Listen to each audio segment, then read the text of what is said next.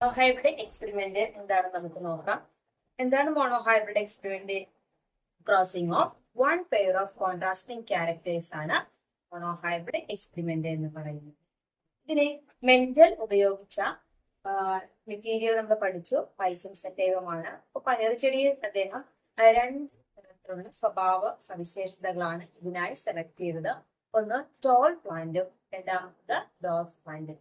Toll എന്ന് പറയുന്നതിന്റെ contrasting characters ആണ് ഡ്വാർഫ് എന്ന് പറയുന്നത്. നമുക്ക് എക്സ്പെരിമെന്റിലേക്ക് പോവാം.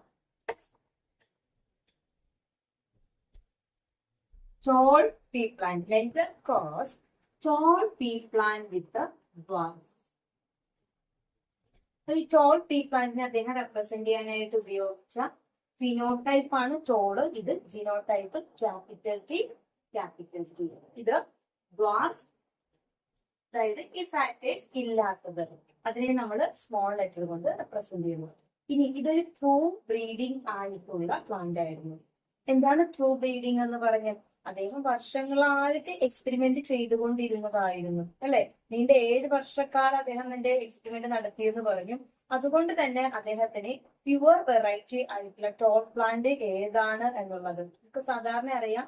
ഒരു പൊക്കമുള്ള ചെടിയും പൊക്കം കുറഞ്ഞുള്ള ചെടിയും ചിലപ്പോൾ മിക്സ് അല്ലെങ്കിൽ അവരുടെ കോമ്പിനേഷൻസ് രൂപത്തിലുള്ളത് ഉണ്ടാകാം. പക്ഷെ അദ്ദേഹത്തിന് കറക്റ്റ് ആയിട്ട് ഐഡന്റിഫൈ ചെയ്യാൻ പറ്റി. കാരണം അദ്ദേഹം ടോൾ പ്ലാന്റ് എന്നുള്ള ക്യാരക്ടേഴ്സ് ഏത് തലമുറയിലും പൊക്കമുള്ളതിനെ മാത്രം ലഭിച്ചുകൊണ്ടിരുന്ന ഒരു ചെടിയാണ് സെലക്ട് ചെയ്തത്. അതുപോലെ തന്നെ പൊക്കമില്ലാതിരുന്ന എന്ന് പറയുന്ന ഒരു വെറൈറ്റിയുമാണ് അദ്ദേഹം സെലക്ട് ചെയ്തത്. എന്നിട്ട് ഇതിനെ അദ്ദേഹം ക്രോസ് ചെയ്തു. അപ്പൊ tall plant netted cross tall pea plant with dwarf. Tall എന്നുള്ള ഫീനോടൈപ്പ് ആണ്, അതിന്റെ ജീനോടൈപ്പ് ആണ്.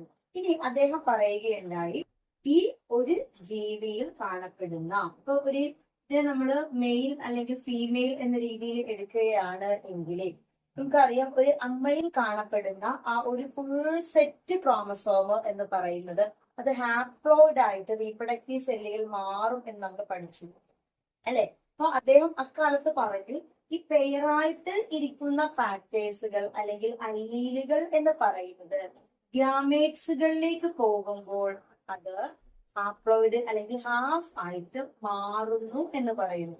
അപ്പൊ ഒരു ടോൾ പ്ലാന്റിൽ നിന്ന്, പ്യുവർ ആയിട്ടുള്ള ഒരു ടോൾ പ്ലാന്റിൽ നിന്ന് ഈ 2 ഫാക്ടറുകൾ തന്നെയാണല്ലേ, ക്യാപിറ്റൽ ടി തന്നെയും സെപ്പറേറ്റ് ചെയ്യപ്പെടാൻ സാധ്യതയുള്ളൂ. ഇനി ഇതിൽ നിന്ന് ഒരു സ്മോൾ ടി സെപ്പറേറ്റ് ചെയ്യാം. പിന്നീട് ഇവർ ചേർന്ന് ഒരു പുതിയ പ്രോജനി ലഭിക്കുന്നു. ഇതിന്റെ ജീനോടൈപ്പ് എന്ന് പറയുന്നത് ക്യാപിറ്റൽ ടിയും സ്മോൾ ടിയും ചേർന്നിട്ടുള്ളതാണ്. അപ്പൊ ഇതിന്റെ genotype capital T small T ആണ്. ഇതിന്റെ ഫീനോടൈപ്പ് എന്താണ്? അദ്ദേഹം വളർത്തി നോക്കിയ ചെടി എന്ന് പറയുന്നത് പൊക്കം കൂടിയ ചെടി ആയിരുന്നു, അല്ലെ? അപ്പോ ക്യാപിറ്റൽ ടി സ്മോൾ ടി എന്ന് അദ്ദേഹം റെപ്രസെന്റ് ചെയ്ത ആ ഒന്നാം തലമുറ, അതായത് F1 പ്രോജനി എന്ന് പറയുന്നത് എല്ലാം തന്നെയും ടോൾ പ്ലാന്റ് ആയിരുന്നു. പക്ഷെ ആ ടോള് എന്ന് പറയുന്നതിന്റെ കണ്ടീഷൻ എങ്ങനെയുള്ളതാണ്? ഒരു ഹെറ്ററോസൈഗസ് ആയിട്ടുള്ള ടോൾ പ്ലാന്റ് ആയിരുന്നു. അപ്പൊ അദ്ദേഹത്തിന് ഈ ഉണ്ടായ ചെടി പൊക്കമുള്ളതാണ്, അല്ലെ? അപ്പൊ ഇതിന് പൊക്കം കുറഞ്ഞത് എന്ന് പറയുന്ന ഒരു ഫാക്ടർ ഉണ്ടായിരുന്നു. അത് എന്ത് സംഭവിച്ചു? അതിൽ നിന്ന് നഷ്ടപ്പെട്ടു പോയോ? അല്ലെങ്കിൽ അത് ചേർന്നൊരു മിക്സിംഗ് ആണോ, ഒരു ബ്ലെൻഡിങ് ആണോ അവിടെ നടന്നത്? അല്ല, അവിടെ ഒരു ബ്ലെൻഡിങ് അല്ല നടന്നത്. മറിച്ച് ഈ ഫാക്ടേഴ്സിനെ എന്ത് സംഭവിച്ചു എന്നറിയാൻ അദ്ദേഹം ഈ ഒന്നാം തലമുറയിലുള്ള ചെടിയെ വീണ്ടും പോളിനേഷൻ നടത്തുന്നു.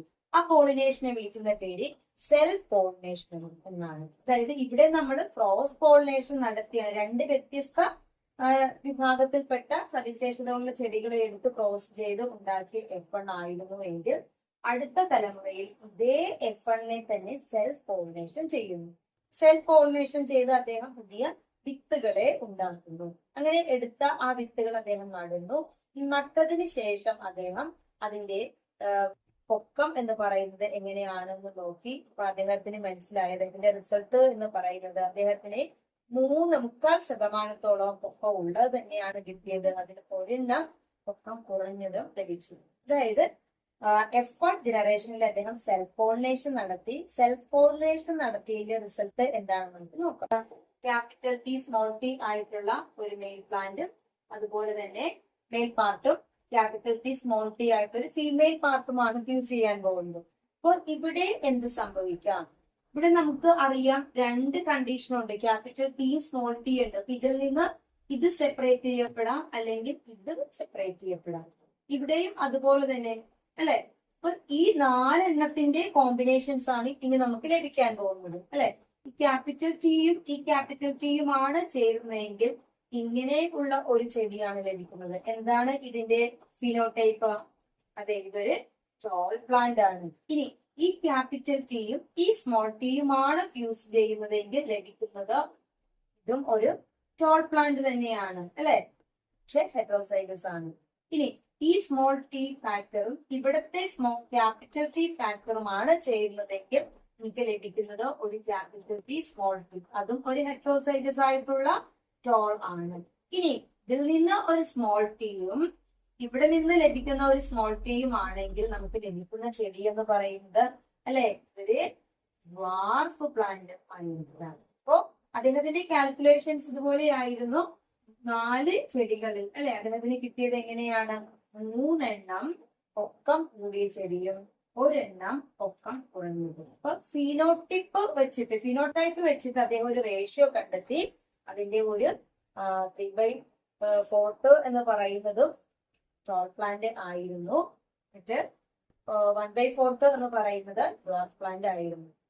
അദ്ദേഹം നടത്തിയ എക്സ്പെരിമെന്റിൽ നിന്ന് അദ്ദേഹം ഒരു റേഷ്യോയിൽ എത്തിച്ചേർന്ന് ഈ റേഷ്യോ നമ്മൾ ഫീനോടിപ്പിക് റേഷ്യോ എന്നാണ് വിളിക്കുന്നത്. ഇവിടുത്തെ ഫീനോടിപ്പിക് റേഷ്യോ എന്ന് പറയുന്നത് എങ്ങനെയാണ്? 3 ടോൾ പ്ലാന്റും അതുപോലെ തന്നെ ഒരു ഡ്വാർഫ് പ്ലാന്റുമാണ്. അപ്പോൾ മോണോഹൈബ്രിഡ് എക്സ്പെരിമെന്റ് ചെയ്തതിന് ശേഷം അദ്ദേഹം എത്തിച്ചേർന്ന ആ ഫിനോടിപ്പിക് റേഷ്യോ എന്ന് പറയുന്നത് 3:1 ആണ്. ഇനി ഈ 3 ടോൾ പ്ലാന്റ് എന്ന് പറയുന്നതിന്റെ എല്ലാ ജീനോടൈപ്പുകളും ഒരുപോലെ ആയിരുന്നോ? അല്ല അല്ലെ. അപ്പൊ ഇവിടെ ടോള് എന്ന് പറയുന്നതിന് വേണ്ടി ഉപയോഗിച്ചത് ടോൾ എന്ന് പറയാൻ നമ്മള് ക്യാപിറ്റൽ ടി ഉപയോഗിച്ചു അല്ലെ. അടുത്ത ടോള് എന്ന് നമ്മൾ പറയാൻ വേണ്ടി ക്യാപിറ്റൽ ടി സ്മോൾ ടി ഉപയോഗിച്ചു അല്ലെ. ക്യാപിറ്റൽ ടി ഉള്ള 1 എണ്ണമുണ്ട്, ക്യാപിറ്റൽ ടി സ്മോൾ ടി ഉള്ള 2 എണ്ണമുണ്ട്. അതുപോലെ തന്നെ ഒരു ഡ്വാർഫ് പ്ലാന്റ് നമുക്ക് കിട്ടി, സ്മോൾ ടി 1. അപ്പൊ ജീനുകൾ വെച്ചിട്ട് നമ്മള് ഫിനോടൈപ്പ് വെച്ചിട്ട് 3:1 കണ്ടെത്തിയ പോലെ ജീനോടൈപ്പ് വെച്ചിട്ട് ഒരു റേഷ്യോ നമുക്ക് ലഭിച്ചു, ദാറ്റ് ഈസ് 1:2:1. മോണോഹൈബ്രിഡ് എക്സ്പെരിമെന്റിന്റെ ഫിനോടിപ്പിക് റേഷ്യോ ആണ് 3:1 ആൻഡ് ജീനോടൈപ്പിക് റേഷ്യോ ആണ് 1:2:1. പരീക്ഷയ്ക്ക് എപ്പോഴും ചോദിക്കുന്ന ഭാഗമാണ്. അപ്പൊ നമുക്കൊന്നുകൂടി പറയാം. ഗ്രിഗർ മെന്റൽ തന്റെ എക്സ്പെരിമെന്റിന് വേണ്ടി പീ പ്ലാന്റ് അല്ലെങ്കിൽ പൾസൺ സറ്റൈലത്തെയാണ് സെലക്ട് ചെയ്തത്. അതിനുശേഷം അദ്ദേഹം മോണോഹൈബ്രിഡ് എക്സ്പെരിമെന്റ് ആണ് കണ്ടക്ട് ചെയ്തത്. മോണോഹൈബ്രിഡ് എക്സ്പെരിമെന്റിന് crossing of 1 pair of contrasting characters ആണ് സെലക്ട് ചെയ്തത്. ഇവിടെ അദ്ദേഹം ഉപയോഗിച്ച് സെലക്ട് ചെയ്ത ക്യാരക്ടേഴ്സ് എന്ന് പറയുന്നത് ടോൾ ആൻഡ് ഡ്വാർഫ് ക്യാരക്ടേഴ്സ് ആണ്. ടോൾ പ്ലാന്റിനെ റെപ്രസെന്റ് ചെയ്യാൻ ക്യാപിറ്റൽ ടിയും സ്മോൾ ടി ഡ്വാർഫിനെയാണ് ഉപയോഗിച്ചത്. അതിനുശേഷം അദ്ദേഹം അതിനെ ക്രോസ് ചെയ്തുണ്ടായ F1 എന്ന് പറയുന്നത് ഒരു ടോൾ പ്ലാന്റ് ആയിരുന്നു. അതിന്റെ genotype capital T small T ആയിരുന്നു. അദ്ദേഹം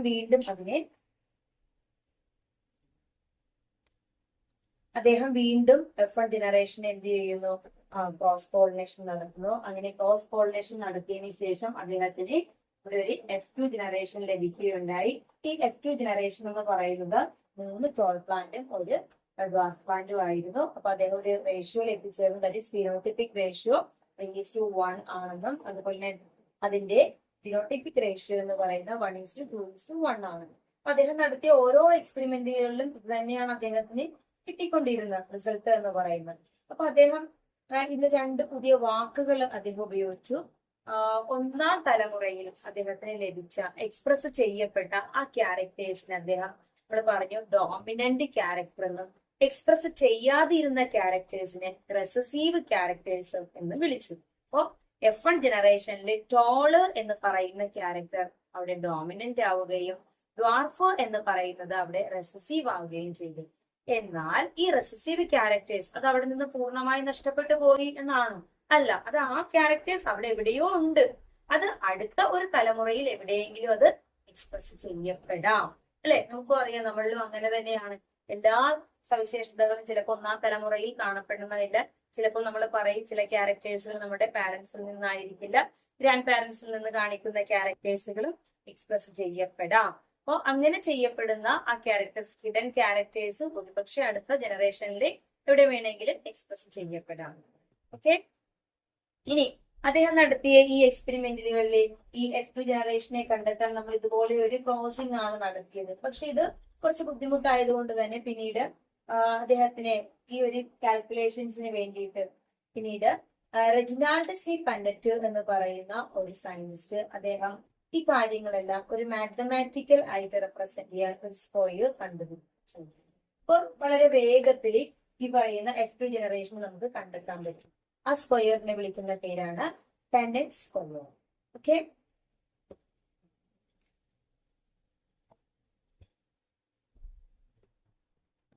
Reginald C Punnett developed a Punnett square. ഇനി എന്താണ് ഒരു Punnett square? It's a graphical representation to calculate the probability of all possible genotype of offsprings in a genetic course. നമുക്കൊരു പന്നറ്റ് square വരച്ച് നോക്കാം. നമ്മള് ഗ്രിഗർമെന്റിൽ നടത്തിയ എക്സ്പെരിമെന്റ് കണ്ടായിരുന്നു അല്ലെ? ക്യാപിറ്റൽ ടി സ്മോൾ ടി ആയിട്ടുള്ള ടോൾ പ്ലാന്റ് അല്ലെ? നമുക്കൊന്ന് ഇവിടെ എഴുതി നോക്കാം. ഡ്വാർഫ് പ്ലാന്റ് ഇവിടെ ക്രോസ് ചെയ്ത് ക്യാപിറ്റൽ ടി സ്മോൾ ടി നമുക്കൊരു ടോൾ പ്ലാന്റ് ലഭിച്ചു അല്ലെ? ഇതിനെ നമ്മൾ എന്ത് ചെയ്യുന്നു? സെൽഫ് പോളിനേഷൻ നടത്താമെന്ന് പറഞ്ഞു. Capital T into capital T. ഇത് നമുക്ക് ഒരു പന്നറ്റ് സ്ക്വയർ ഉപയോഗിച്ച് കാൽക്കുലേറ്റ് ചെയ്യാം. ഈ പന്നറ്റ് സ്ക്വയർ എന്ന് പറയുന്നതിന് നമുക്കൊരു സ്ക്വയർ ആയിട്ട്, അതായത് റോ ആൻഡ് കോളം ആയിട്ട് നമ്മൾ ഇതിനെ ഇരിക്കുന്നു. ഇവിടെ ഗ്യാമീറ്റ്സുകൾ ഏതൊക്കെയാണ് നമുക്ക് നോക്കാം അല്ലെ? ഒരു ക്യാപിറ്റൽ ടിയിലുള്ള ഒരു ഫാക്ടർ ഉണ്ട്, അതുപോലെ തന്നെ സ്മോൾ ടിയിലുള്ള ഒരു ഫാക്ടർ വേണമെങ്കിൽ സെപ്പറേറ്റ് ചെയ്യാം. ഇവിടെയും ക്യാപിറ്റൽ ടിയും ഫാക്ടർ ആകാം, അല്ലെങ്കിൽ സ്മോൾ ടി ഗ്യാമീറ്റ് ആകാം. അപ്പൊ ഇതിൽ നമ്മള് മെയിൽ പ്ലാന്റ് എന്ന് പറയുന്നതിനെ നമ്മള് ഈ മുകൾ ഭാഗത്തായിട്ടും അതുപോലെ തന്നെ ലെഫ്റ്റ് സൈഡിലായിട്ട് നമ്മള് ഫീമെയിൽ പാർട്ടുമാണ് റെപ്രസെന്റ് ചെയ്യുന്നത്. നമുക്ക് മെയിൽ പ്ലാന്റിന്റെ ഭാഗത്തെ നമുക്ക് ആ രണ്ട് ഗ്യാമീറ്റിൽ എഴുതാം. ക്യാപിറ്റൽ ടി, ഇത് സ്മോൾ ടി. ഇനി ഫീമെയിൽ പാർട്ടിന്റെയും അതുപോലെ ക്യാപിറ്റൽ ടി ആകാം, അല്ലെങ്കിൽ സ്മോൾ ടി ആകാം അല്ലെ? ഇതെല്ലാം സെപ്പറേറ്റ് ചെയ്യുന്നത് പിന്നീട് അവരുടെ കോമ്പിനേഷൻസുകളാണ്. ഈ ക്യാപിറ്റൽ ടിയും ഈ ക്യാപിറ്റൽ ടിയുമാണ് ചെയ്യുന്നതെങ്കിൽ ഉണ്ടാകുന്ന പ്രോജനി ക്യാപിറ്റൽ ടി ഉള്ള ആയിരിക്കും. ഇതെങ്ങനെയുള്ള ചെടിയായിരിക്കും? അതെ, ഒരു ടോൾ പ്ലാന്റ് ആയിരിക്കും. ഇനി ഈ ഫാക്ടർ ക്യാപിറ്റൽ ടിയും ഈ സ്മോൾ ടിയുമാണ് ചേരുന്നതെങ്കിൽ ഇത് ഒരു ഹെട്രോസൈറ്റസ് ആയിട്ടുള്ള ടോൾ പ്ലാന്റ് ആണ്. ഇനി ഇവിടെയുള്ള ക്യാപിറ്റൽ ടിയും ഇവിടെ ഒരു സ്മോൾ ടിയും അല്ലെ? ക്യാപിറ്റൽ ടി പ്രസന്റ് ആണോ എങ്കിൽ അത് നമ്മൾ അവിടെ ഫസ്റ്റ് കാണിച്ചിരിക്കണം. ഇതും ഒരു ടോൾ പ്ലാന്റ് ആണ്. ഇനി അടുത്തത് സ്മോൾ ടിയും ഈ സ്മോൾ ടിയും തമ്മിലുള്ള കോമ്പിനേഷൻ ആണ്. ഇത് ഒരു റിസസീവ് ആണ്. അതിന്റെ അർത്ഥം ആ ചെടി ഒപ്പം ഉള്ള ഫാക്ടർ അവിടെ ഇല്ല, അതൊരു ഡ്വാർഫ് ആണ്. നമുക്കിത് വളരെ വേഗത്തിൽ F2 ജനറേഷൻ കിട്ടി അല്ലെ? പിന്നീട് നമുക്ക് ഇതിൽ നിന്ന് റേഷ്യോയും കണ്ടെത്താം അല്ലെ? മോണോഹൈബ്രിഡിന്റെ ആ ഫീനോട്ടിപ്പിക് റേഷ്യോ എത്രയാണെന്നാണ് നമ്മൾ പറഞ്ഞത്. നമുക്ക് ഇത് നോക്കി വളരെ വേഗത്തിൽ കണ്ടെത്താം. ഫീനോട്ടിപ്പിക് റേഷ്യോ ഏതാണ് വരുന്നത്? എത്ര ടോൾ പ്ലാന്റ് ലഭിച്ചു, അതാണ് അവിടുത്തെ റേഷ്യോ. 3 ടോൾ പ്ലാന്റ് ഒരു dwarf plant, that is phenotypic ratio. അടുത്തത് ഈ 3 ടോൾ പ്ലാന്റിന്റെ ജീനോട്ടിപ്പിക് കണ്ടീഷൻ എങ്ങനെയാണ്? അത് വെച്ച് നമുക്ക് അതിന്റെ റേഷ്യോ കണ്ടെത്താം. ജീനോട്ടിപ്പിക് റേഷ്യോ അല്ലെ? ക്യാപിറ്റൽ ടി ഉള്ളത് ഒരെണ്ണം, ക്യാപിറ്റൽ ടി സ്മോൾ ടി ഉള്ളത് 2 എണ്ണം, പിന്നെ ഡ്വാർഫ് ആയിട്ടുള്ളത് 1 എണ്ണം. ഈ റേഷ്യോ എന്ന് പറയുന്നത് 1:2:1 ആണ്. അപ്പോ മോണോഹൈബ്രിഡ് എക്സ്പെരിമെന്റിന്റെ ഫിനോട്ടിപ്പിക് റേഷ്യോ 3:1 ആണ്. ഫിനോട്ടിപ്പിക് റേഷ്യോ 1:2:1 ആണ്. എക്സാമിന് എപ്പോഴും ചോദിക്കുന്നതാണ്.